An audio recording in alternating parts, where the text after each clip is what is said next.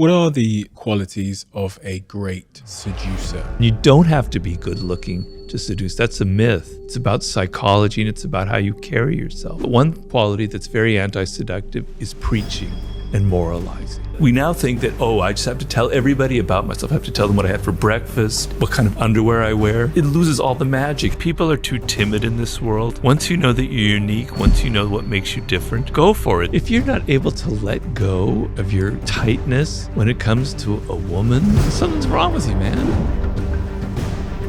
We live in a culture where people think you shouldn't have to put effort into something like love and romance. You should just be who you are, man. I don't have to put on a role. I don't have to play a game. That's manipulative, blah, blah, blah, blah.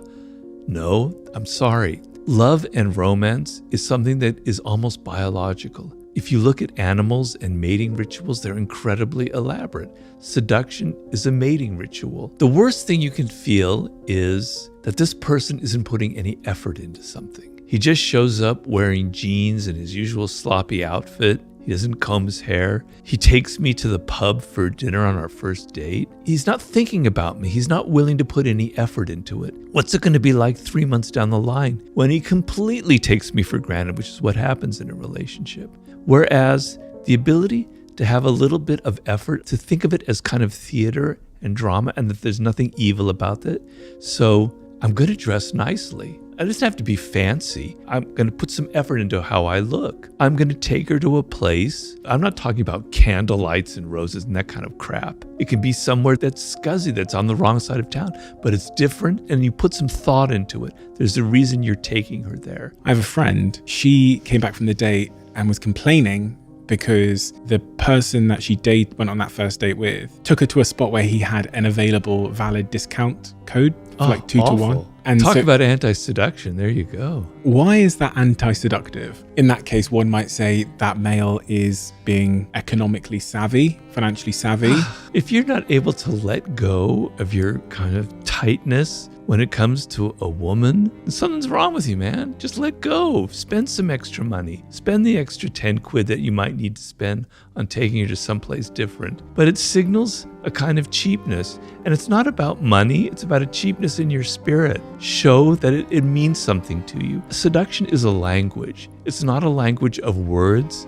It's a language of gestures that we're paying attention to. So when you signal that discounts are so important to you that even on the first date you have to have a discount, you're signaling there's something tight about you in your nature, and it's not very pleasant. But one quality that's very anti-seductive is preaching and moralizing. Telling people, that's wrong what you just said, or your politics are ugly, or you're not really good at this, or something or other. Having a moral superiority, a sense of sanctimony in a realm which should be about pleasure, where should be that kind of equality, that kind of back and forth dynamic, where you're asserting your moral superiority, is deeply, deeply anti-seductive, the element of preaching to people. Not being generous, not just with money, but not being generous with your spirit. You want to be open. You want to give as much as you can to the other person of yourself, of your time, of your money, of your energy, etc. So being all kind of crimped and I don't want to give. I don't want to spend money. I want to take you to the cheap place to eat.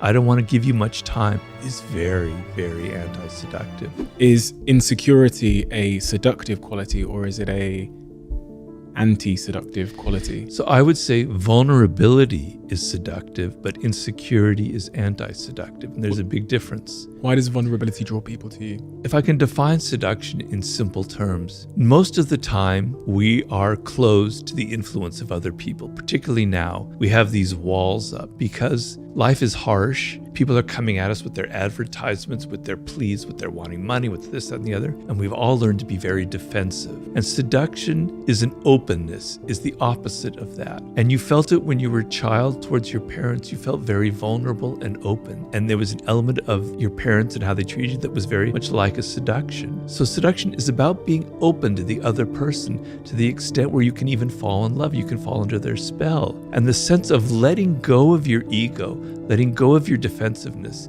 and letting another person enter your world is being seduced. It requires vulnerability. But being insecure is means I'm so self-absorbed, I'm so worried about myself that I can't get out of it. And we've all had that experience. So if you're on a date and there's someone you smell that kind of insecurity, it makes you awkward and insecure. It creates a kind of a problem. Whereas if you meet someone who's not like that, who's confident, etc., it brings out that quality in you. So that would be the difference between the two. What are the qualities of a great seducer? You don't have to be good looking to seduce. That's a myth. Some of the greatest seducers, male and female, were not good looking at all. It's about psychology and it's about how you carry yourself. What makes for a great seducer is very simple. You are outer directed. When you meet somebody for the first time, you're not having that internal monologue going, does she like me or does he like me? Am I dressed well? Am I saying stupid things? What can I do to impress them? No, you turn it off and you're listening to them and you're entering their spirit and you're hearing them say things that give you idea of what they're missing in life, of what they want, of what their needs are, of what makes them an individual. You're absorbing it, you're entering into their spirit, and then you can reflect it back to them.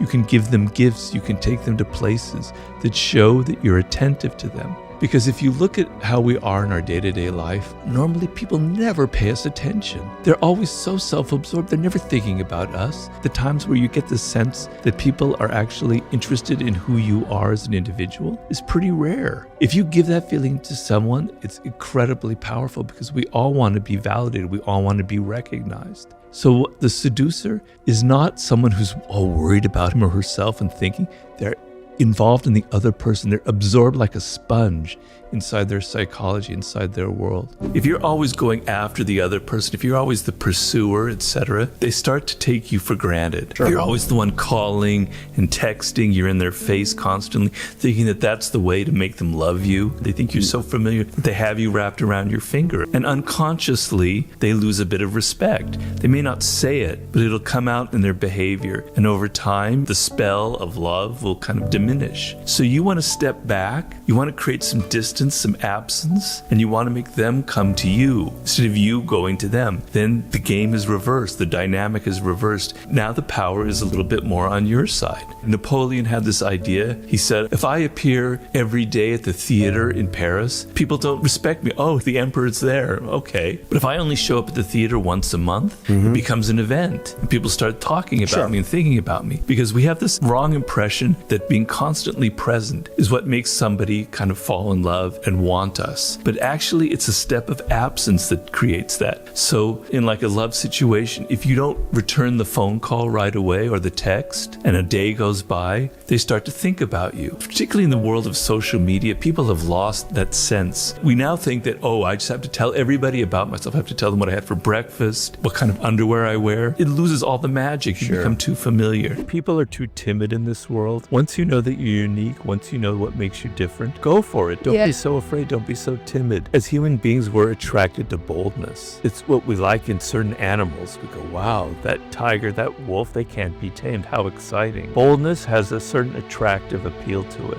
When I wrote the 48 Laws of Power, I really disliked self-help books because I thought they were so soft and so unrealistic. Because my experience of the work world was people have egos, there's politicking, there's games, there's manipulation. So when I wrote that book, it's quite bold. It's almost too bold. It's like shocking. And I'm describing what to do and how people act in the world. But that's what made the book a success. If I had been kind of like, crush your enemy totally, but don't be too hard on them. Kind of be nice while you're crushing. Who the is going to want to read that stupid book? The boldness of it is what makes it work. A musician, he or she kind of expresses their emotions. They're bold with it.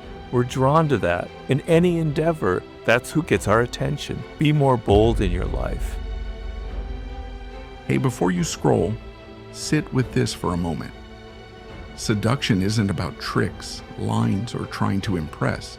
It's about effort, intentional effort. Most people kill attraction by trying to make things easy. They show up careless, they cling, they over-explain. They drain the mystery without realizing it. Real seduction works the opposite way. It's generosity of spirit, attention, presence, creating an experience, not just filling space. Seduction is openness, not insecurity. Vulnerability draws people in because it invites connection.